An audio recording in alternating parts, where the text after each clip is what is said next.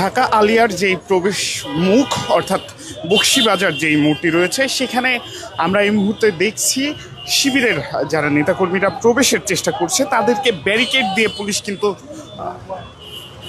বাধা দিয়েছে এবং আমরা কিন্তু দেখছি শিবির সভাপতি যিনি রয়েছেন ঢাকা আলিয়া মাদ্রাসার তার সাথে কিন্তু পুলিশের উত্তপ্ত বাক বিতণ্ডা চলছে। আমরা একটু সেই কথাগুলো শোনানোর চেষ্টা করব আপনাদেরকে। সে কথাগুলো শোনানোর চেষ্টা করব আপনাদেরকে এবং আমরা এই মুহূর্তে সেই দৃশ্যটি দেখতে পাচ্ছি, আপনাদেরকে একটু শোনানোর চেষ্টা করব পুলিশের সাথে যেই কথোপকথন। আমরা হলের বৈধ স্টুডেন্ট, আমরা সেখানে আপনারা হচ্ছে স্বাভাবিক প্রক্রিয়া বলতেছেন। কালকে আপনাদের সামনে বসে আপনারা কিছু করতে পারবেন স্বাভাবিক প্রক্রিয়া এটা।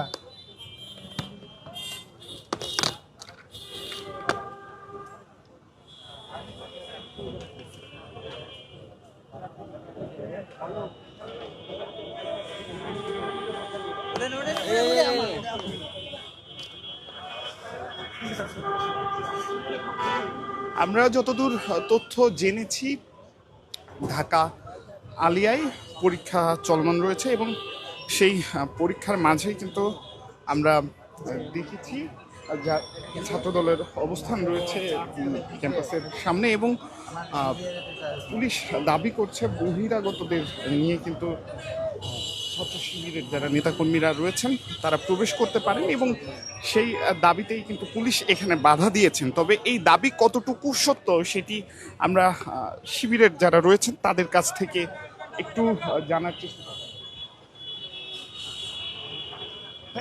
পুলিশ কি বলে আপনাদেরকে বাধা দিচ্ছে? পুলিশ কেন আপনাদেরকে কি বলে আসলে আপনাদেরকে বাধা দিচ্ছে? পুলিশ আমাদেরকে বলতেছে ওইদিকে গেলে পেরে হচ্ছে একটা ঝামেলার সৃষ্টি হবে। আমরা বলতেছি যে ঝামেলার যদি সৃষ্টি হয় তাহলে তার প্রতিকারক হিসেবে আপনারা ওইখানে রেড দেন, সেই জন্য আমরা পুলিশকে বলতেছি। আজকে যে 1:30টায় পরীক্ষা, 1:30টা অলরেডি বেজে গেছে। আমরা পরীক্ষার্থীদের নিয়ে এখানে অবস্থান করছি। আমরা বারবার বলার চেষ্টা করছি যে আমাদের হলে যুবদলের কেন্দ্রীয় নেতা রবিউল ইসলাম নয়নের নেতৃত্বে যুবদলের সন্ত্রাসীরা অবস্থান করছে এবং ছাত্রদলের সন্ত্রাসীরা অবস্থান করছে অস্ত্র, ককটেল এবং হচ্ছে আরও দেশীয় অস্ত্রসহ এবং বন্দুক, রাইফেল সহ অবস্থান করছে। আমরা তাদেরকে জানানোর পরেও তারা কেন হলের মধ্যে রেড দিচ্ছে না? হলে এখন সাধারণ শিক্ষার্থী এবং ছাত্র শিবিরের কেউই নেই। এখানে হলে শিক্ষার্থী পড়তে কেউ নাই। এখন হলে যারা আছে তারা হচ্ছে যুবদলের সন্ত্রাসীরা অস্ত্রশস্ত্র নিয়ে আমাদের উপরে হামলা করার জন্য তারা প্রস্তুত নিচ্ছে। এবং আমরা পুলিশ প্রশাসনকে বারবার বলতেছি আপনারা রেড দেন এবং সাংবাদিক ভাইদেরকে হলে প্রবেশ করার সুযোগ করে দেন। কারণ আজ 4ই আগস্ট থেকে আজকে 8ই আগস্ট পর্যন্ত পৌঁছেছে। এই 4 দিনে হলে তারা বিভিন্ন অস্ত্র রেখেছে এবং আমাদের আসবাবপত্র থেকে শুরু করে আমাদের ল্যাপটপ যা কিছু আছে তারা লুটপাট করেছে। এইটা আমরা চাই, এটা সাংবাদিক ভাইদের মাধ্যমে আমাদের হলে যে লুটপাট করা হয়েছে, আমাদের সব কিছু যে ভাঙচুর করা হয়েছে এবং যুবদল সন্ত্রাসীরা যে এখনও অস্ত্র নিয়ে অবস্থান করছে, এটা সাংবাদিকদের মাধ্যমে সারা দেশবাসী এটা জানুক। পরীক্ষার্থীদের পুলিশের বিষয় হচ্ছে আমরা যে পরীক্ষার্থীদেরকে পাঠাবো পুলিশের নিরাপত্তা দিতে পারছে না। পুলিশকে বলতেছে তাহলে হল থেকে যুবদলকে বের করে দেন, তাহলেই তো নিরাপদ হয়ে যায়। হল থেকে তারা যুবদলকে বের করতে পারতেছে না এবং যুবদলের অস্ত্র তারা জব্দ করতে পারতেছে না। এখন আমাদের ওইদিকে যাওয়া মাত্রই আমরা যতদূর জানি আমরা যাওয়া মাত্রই হামলা করবে এবং তারা ককটেল বিস্ফোরণ করে আমাদের নামে মামলা করবে। এটা হচ্ছে ছাত্রদলের কেন্দ্রীয় নেতা হচ্ছে রাকিবুল ইসলাম রাকিবের চক্রান্ত। আচ্ছা ভাই, একটু আগে বললেন যে আসলে হলে ককটেল, বোমা বা দেশীয় অস্ত্র সবকিছু আছে। এই আসলে এই সোর্সটা কি আপনারা কিভাবে? এই সোর্সটা বিভিন্ন কর্মচারী আছে, তারপরে ওইখানে 2-3টা কোয়ার্টার আছে, কোয়ার্টারের মাধ্যমে এবং এদের সোর্স বিভিন্ন মাধ্যমে আসছে।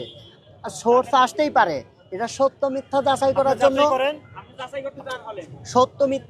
করার জন্য আমরা বলছি সাংবাদিকদের হলে প্রবেশ করতে দেন এবং পুলিশ প্রশাসন রেড দিতে বলেন। আপনারা যদি ঢোকার পরে আমাদেরকে হলের নিরাপত্তা সম্পর্কে আপনারা আমাদের অবগত করেন যে হলে নিরাপদ আছে, হলে সন্ত্রাসী নাই, বহিরাগত সন্ত্রাসী নাই, অস্ত্র নাই, এবং আমাদের হলগুলো যে লুটপাট করা হয়েছে, আমরা চাচ্ছি এই লুটপাটের বিষয়টা সাংবাদিক ভাইদের মাধ্যমে সারা দেশবাসী এই লুটপাটের খবরটা জানুক। এই ক্ষেত্রে দেড়টায় পরীক্ষা ছিল, এখন প্রায় সময় হয়ে গেছে। এখন 3 মিনিট পার হয়ে গেছে। এখন আপনারা তো এখানে অবস্থান করবেন না আপনারা? আমরা তো পরীক্ষা দিতে যাচ্ছি, আমাদের তো নিরাপত্তা তারা দিতে পারছে না। আমরা কি করব? আমাদের যে হল থেকে বিতাড়িত করছে, হলের ভিতরেই তো সবার প্রশ্নপত্র ছিল। পুলিশ তো বলছে যাদের অ্যাডমিট কার্ড আছে তাদের নিরাপত্তা সহকারে পরীক্ষা হবে। প্রত্যেকজনের অ্যাডমিট কার্ড তো হলের মধ্যে আছে রে ভাই, হলে গিয়ে তো অ্যাডমিট কার্ডটা নিতে হবে, নিয়ে তো পরীক্ষা দিতে হবে। অ্যাডমিট কার্ড সহ আমরা তো খালি হাতে বের হয়ে আসছি। আমাদের একজন শিক্ষার্থী তো কোনো কিছু নিয়েই হল থেকে বের হতে পারে নাই। আমরা তো খালি হাতে রাস্তায় রাস্তায় আজকে 4 দিন আছি। আর আমাদের হল ভাঙচুর করে অস্ত্র নিয়ে ছাত্র দলের এবং যুব দলের বহিরাগতরা অবস্থান করছে। তাদেরকে কেন মাদ্রাসা প্রশাসন বা পুলিশ প্রশাসন কেন বের করতে পারতেছে না, এটাই তো কারণ জানি না। এই ক্ষমতাটা কোথার থেকে আসছে? এই জুলাই পরবর্তী বাংলাদেশ আমরা তো এমন চাই নাই যে বাংলাদেশে যে বৈধ হলকারদারি বৈধ ছাত্র হলে প্রবেশ করতে পারবে না, হলের মধ্যে যুবদল এবং ছাত্র দলের সন্ত্রাসীরা অবস্থান করবে, পুলিশ প্রশাসন কিছু বলবে না, মাদ্রাসা প্রশাসন কিছু বলবে না। এটা দেশবাসীও জানুক, জানার পরে আমরা অবশ্যই আবার একটা কর্মসূচি বা বড় একটা বৃহত্তর আন্দোলনের দিকে যাব। এখন আপনারা কি করবেন বা কি করার সিদ্ধান্ত এখন ভাই আপনিই বলেন আমরা কি করতে চাই? একটা ছাত্রের তো জীবনের শেষ মুহূর্তে থাকে একটা পরীক্ষা, আমরা তো পরীক্ষা দিতে চাই। আমাদের হলে যে ল্যাপটপ ছিল, একটা ছাত্রর শেষ সম্বল একটা ল্যাপটপ থাকে, সেটা কি করা হয়েছে? চুরি করা হয়েছে বা লুটপাট করা হয়েছে, সেটার কোনো খোঁজ খবর নাই। আমাদের পরীক্ষা দিতে চায় না। আমরা কি করব ভাই? আমরা তো মাজলুম ভাই। আমরা তো আর ওই যুবদল বা ছাত্র দলের সাথে সন্ত্রাসীর সাথে আমরা কেন মোকাবেলা করবো? আমাদের হাতে তো অস্ত্র নাই ওদের মতো। ওরা অস্ত্র সহ আমাদের জন্য হামলা করার জন্য প্রস্তুত আছে, আমাদেরকে অস্ত্র সহ হামলা করে সেদিন বের করছে। আমরা তো নিরস্ত্র ভাই, আমাদের হাতে তো অস্ত্র নাই। পুলিশ প্রশাসনের এত অস্ত্র আছে, পুলিশ প্রশাসন এত আছে, তাদেরকে কেন বের করতে পারে না? এইটা তাদেরকে প্রশ্ন করেন, তাদেরকে কেন বের করতে পারতেছে না? তাদের আমরা তো জুলাই পরবর্তী আমরা তো কারোর সাথে সংঘাত চাই না। আমরা তো এখানে এসেছি লেখাপড়া করার জন্য, আমরা তো এসেছি নিরাপদে হলে থাকবো, আমরা তো এসেছি পরীক্ষা দেওয়ার জন্য। এখন এই নিরাপত্তা দিতে পারছে না, এটা পুলিশ প্রশাসনকে জিজ্ঞেস করেন। এর আগে আমরা দেখেছি যেমনটি আপনারা শুনলেন, এতক্ষণ কথা বলছিলাম ঢাকা আলিয়ার যিনি শিবিরের সভাপতি তার সাথে, এবং এই মুহূর্তে আমরা কিন্তু সেই দৃশ্যই দেখছি।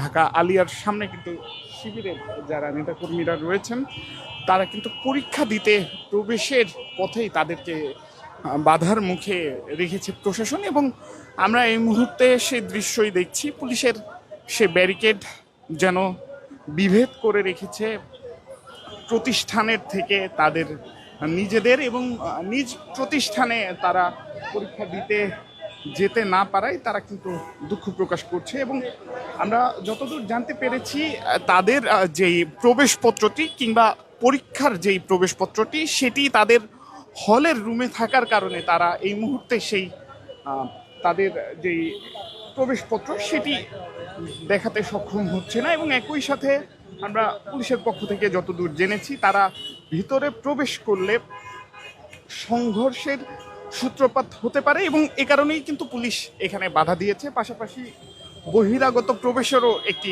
সন্দেহ পুলিশ করছে। ঢাকা আলিয়া থেকে আমার কাছে এই ছিল সর্বশেষ।